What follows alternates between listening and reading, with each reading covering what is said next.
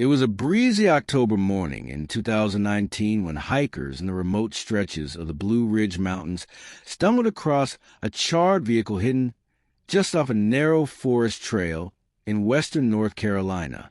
At first glance, it looked like a simple car fire, but within minutes, sheriff's deputies discovered something far more chilling. For burned bodies in and around the wreckage, 2 were children. What looked like a freak accident would unravel into one of the most disturbing child abuse cover-ups the state had ever seen. One that left a trail of missed warnings, fake perfection, and the horrifying question, how could no one have seen this coming?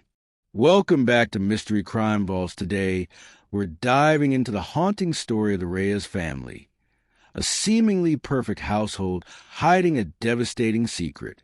From curated smiles on social media to heartbreaking cries for help behind closed doors, this is a story of 2 young brothers who survived when no one else did. How did the system fail so completely? And how did a father celebrated as a hero become the architect of a deadly plan? Stay tuned as we unravel the truth that nearly stayed buried forever. If you're passionate about real stories that demand justice, make sure to subscribe, and turn on notifications. You won't want to miss what we uncover next on Mystery Crime Vaults. Gavin Reyes was known in the Asheville community as a doting father and active volunteer. Born in San Antonio, Texas in 1982, Gavin grew up in a devout Catholic household, the oldest of 5 siblings. His father was a military veteran, his mother a teacher. Though his upbringing was strict, Gavin was remembered as respectful, studious, and athletic.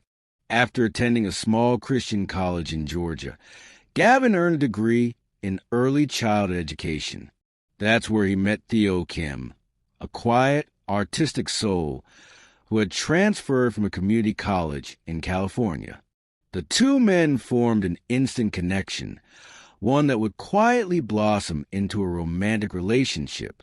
In 2005, Gavin came out to his family, an announcement that caused an irreparable rift with his parents. They cut off communication shortly after. Despite the estrangement, Gavin and Theo built a life together. They bought a modest 2-story farmhouse outside Asheville and, in 2010, were legally married in Massachusetts. Gavin left his job at a private preschool to focus on building their family, while Theo worked remotely as a web developer. In 2012, the couple applied to become foster parents, specifically requesting sibling groups. They were matched with 2 brothers, Jordan, 7, and Levi, 5, from Louisiana, who had been placed in foster care due to neglect and substance abuse in the home.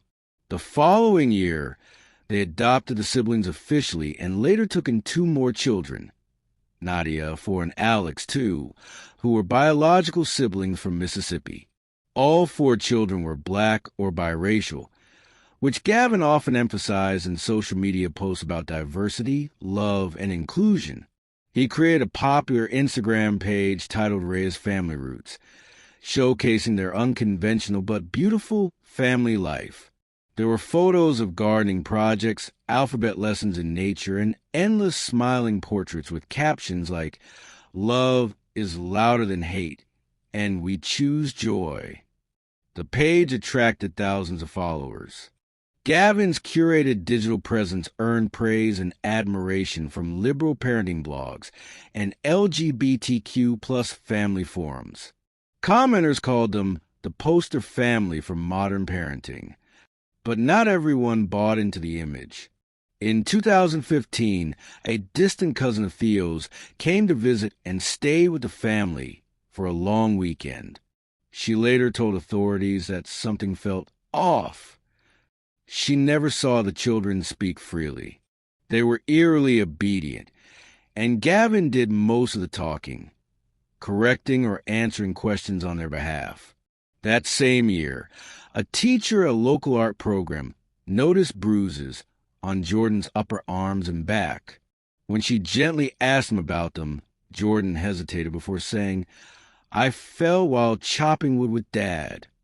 The teacher made a report to Child Protective Services, CPS, but after a single home visit, the case was closed. The children denied any mistreatment, and Gavin and Theo presented themselves as cooperative, articulate caregivers. There was no follow-up. From that point on, Gavin began homeschooling the children. He claimed public school wasn't equipped to handle the trauma his kids had experienced. He also cited racism and bullying, though no official school complaint existed. As their online presence grew, so did their secrecy. Neighbors rarely saw the Reyes kids outside the property. They weren't allowed to play with other children. Some locals recalled that they'd never even heard the children laugh. Inside the home, the rules were rigid. No talking at the dinner table, no birthdays, no touching the pantry without permission. Meals were often restricted to oats, steamed vegetables, or plain rice. Punishments were said to include cold showers, sleep deprivation, or long sessions of standing against a wall. But on Instagram, everything looked perfect. In early 2018, a couple who lived down the road noticed one of the kids, Nadia, standing barefoot in the snow at dawn. She was wearing a coat and had a faint bruise under her eye. When they approached, she ran back toward the Reyes property. They considered calling the police, but by the time they returned from work later that evening, the child was nowhere in sight. 2 weeks later, Levi, now 11, came to the couple's home asking for food. "We don't get lunch on Saturdays," he explained. The couple contacted the Department of Social Services, but once again a home visit was scheduled and nothing was found. The Reyes children all echoed the same response. "We are happy. We're safe. We love our family." By then, Gavin was well practiced. He presented binders of lesson plans, a spotless house, and polite, reserved children. No charges were filed. But things were unraveling behind the scenes. By mid-2018, the Reyes home had become a fortress of control. Inside, Gavin grew increasingly obsessed with perfection. He kept detailed logs of the children's behavior, tracking meals, chores, even smiles. He believed he was breaking generational trauma, a phrase he often used in interviews with progressive parenting podcasts.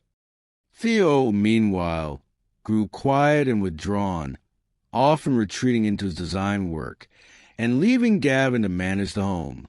The children, once full of energy, had become muted.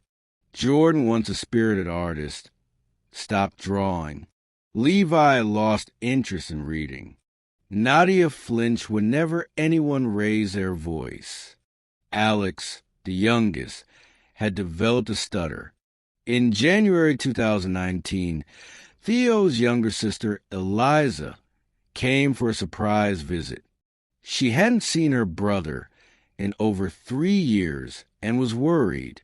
When she arrived, Gavin greeted her warmly, but the kids weren't allowed to talk to her without permission.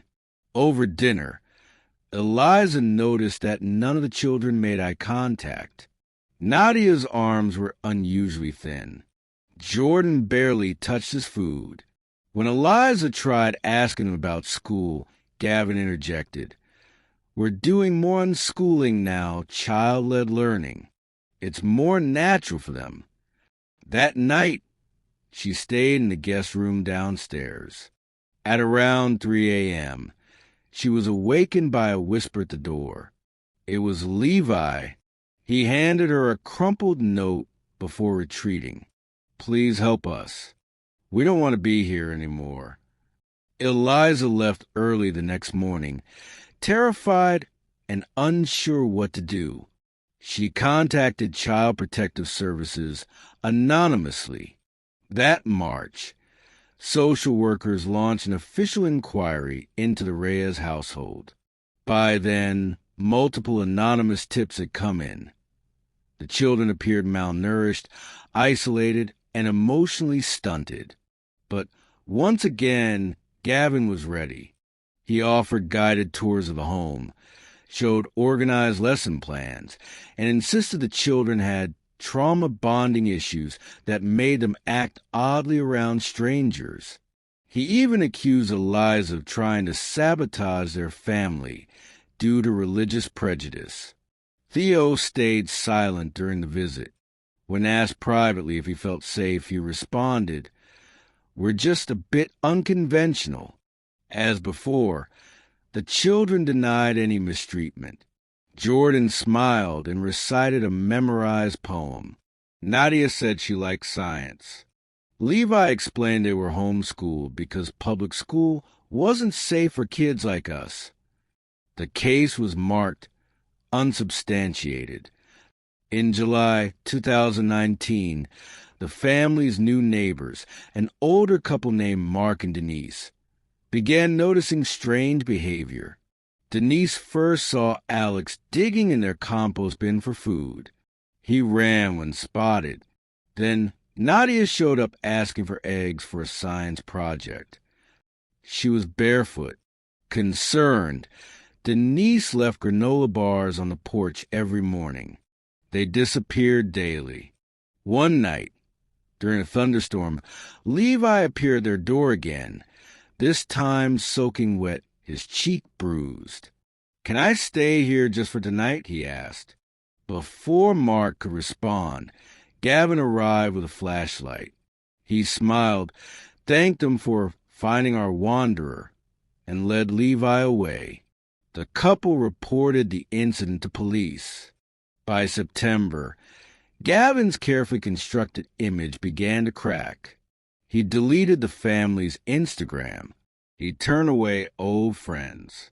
When Theo's boss requested a video meeting, Theo emailed back saying he was taking a sabbatical. No one heard from him again. Privately, Theo had tried to leave. In late September, he had contacted an attorney about filing for legal guardianship of the children, separately from Gavin. But before any action could be taken, Theo vanished from public view. What no one knew was that Gavin had intercepted the emails. On October 3rd, 2019, social services returned to the Reyes home with a court order to conduct a wellness check. No one answered the door. The house appeared abandoned. Inside, officers found a handwritten calendar on the fridge marked with red excess over the past 3 days.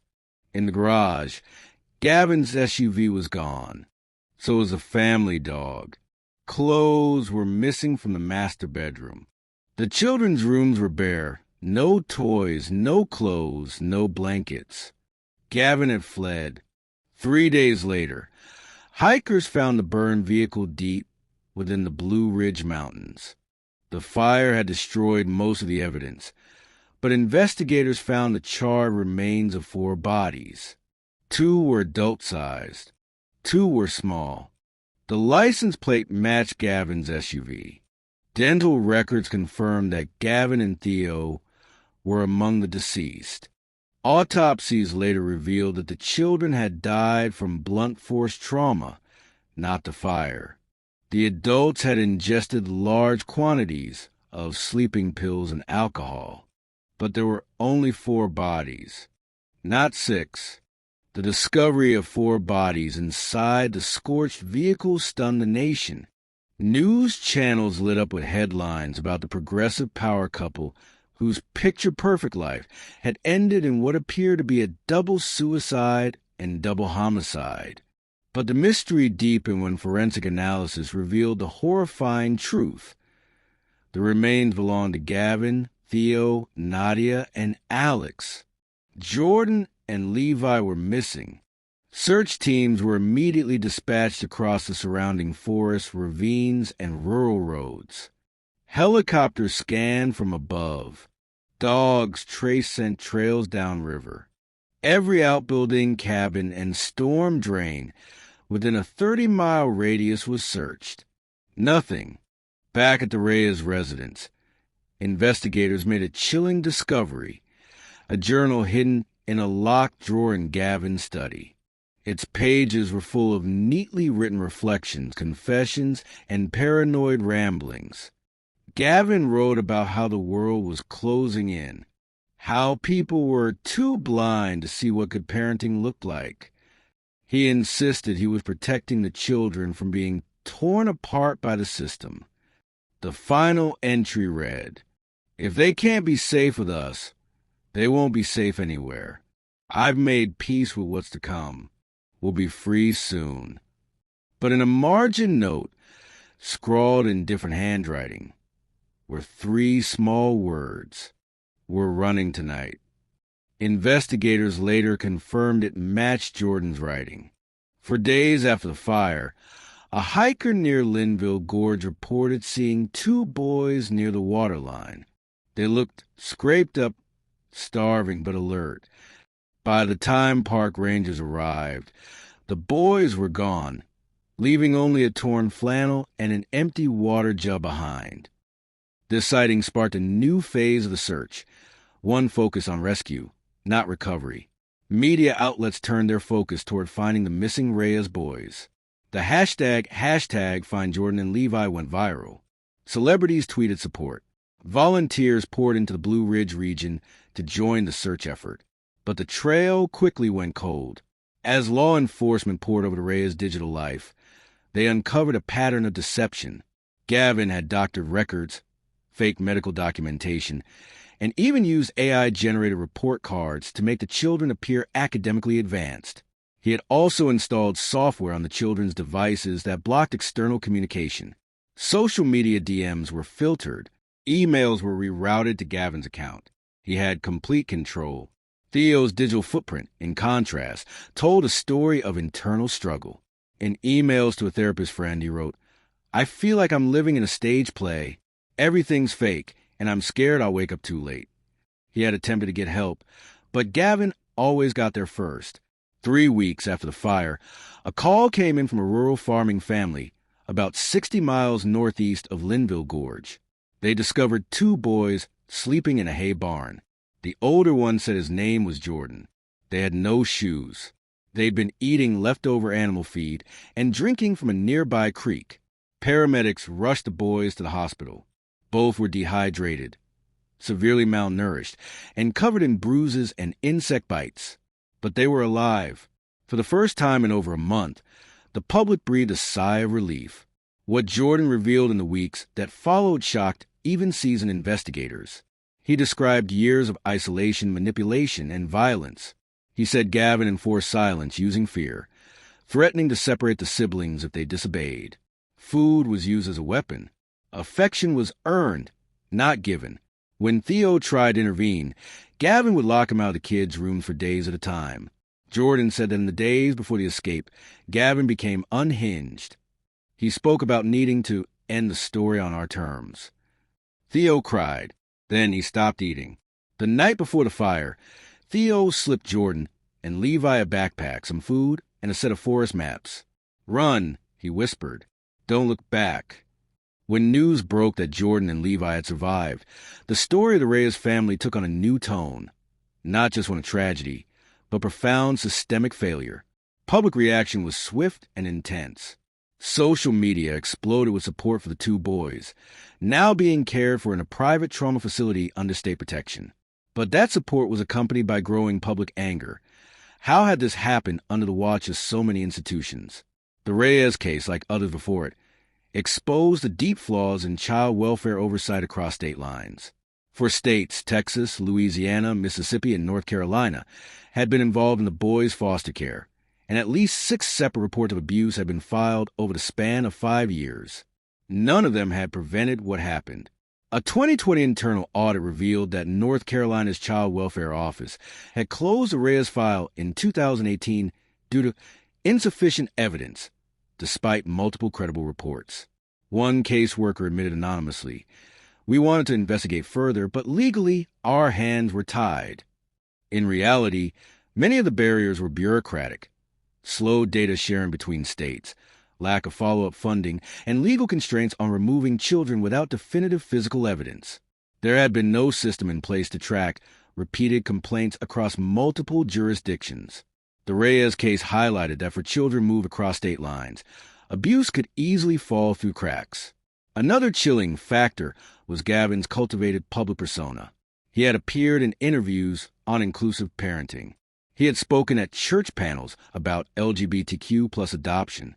He was articulate, charismatic, and intelligent, traits that gave him credibility with child welfare officers, police, and even social workers. Several whistleblowers came forward admitting they had been reluctant to pursue allegations out of fear of seeming prejudiced. One former CPS worker stated, "I didn't want to be the person who accused a gay couple of abuse without solid proof. I just didn't want to risk my career, and I live with that guilt now."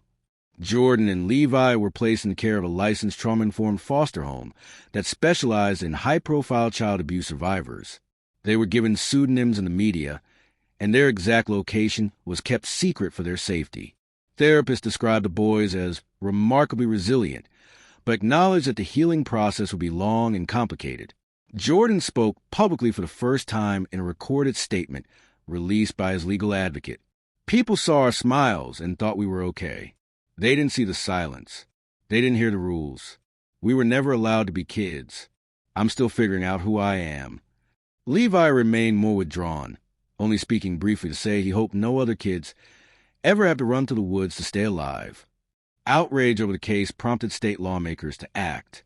In 2021, North Carolina passed the Reyes Protection Act, which created a centralized digital system to track foster children across state lines, required mandatory reevaluation of homeschool households following substantiated reports of abuse, provided anonymous legal channels for minors to report abuse without guardian intervention.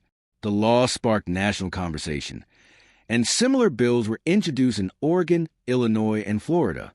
Still, critics argue that legislation alone couldn't fix a system that had become desensitized to warning signs. As months passed and the media coverage slowly faded, the legacy of the Reyes tragedy remained a source of fierce national dialogue, especially within adoption communities, child welfare agencies, and social work education programs.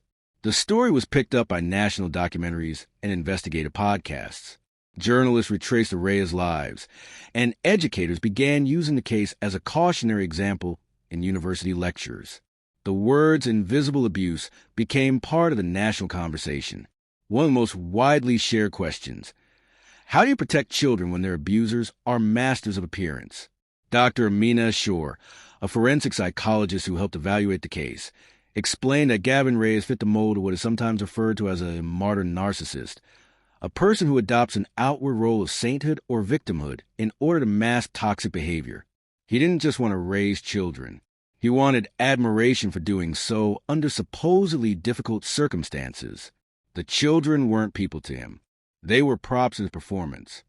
Theo, meanwhile, showed patterns consistent with coercive control victimization, isolated from his support systems, manipulated into silence, and emotionally paralyzed by Gavin's domination. Theo's silence wasn't complicity. It was survival, Dr. Shore said. Perhaps one of the most haunting aspects of the Reyes case was the stark difference between what the world saw online and what the children experienced behind closed doors.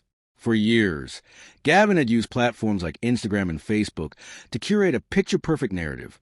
Happy, laughing children, rustic home education, idyllic hikes, joyful family traditions.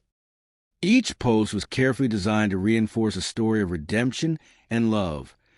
Two gay men saving children from a broken system. But behind every smiling photo was a reality of starvation, gaslighting, and rigid emotional control. People thought they were seeing hope, said one former neighbor. But what they were really seeing was a mask. By late 2022, Jordan and Levi, now using new names and living in an undisclosed location, had begun attending school again under supervision. Therapists reported encouraging signs. Jordan had taken up photography, while Levi had developed an interest in robotics. They remained close. According to their legal guardian, the brothers still slept in the same room most nights. "They've made it through hell," she said, "and now they're trying to learn how to be boys again, not survivors, not spokespeople. Just boys." The two have made it clear they do not wish to participate in further interviews, documentaries, or public events. For now, they want to live quietly, far from the spotlight that once followed every step of their lives. The perfect father turned out to be anything but. Gavin Reyes represented the most dangerous kind of abuser, the one the world believes is incapable of cruelty. He was educated, articulate, and politically admired. He used that privilege to shield himself from scrutiny, manipulating not just the children under his roof, but an entire system that was supposed to protect them.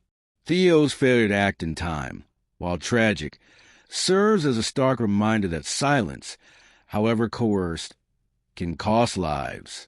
But perhaps the most tragic lesson of all is how close we came to losing all the Reyes children.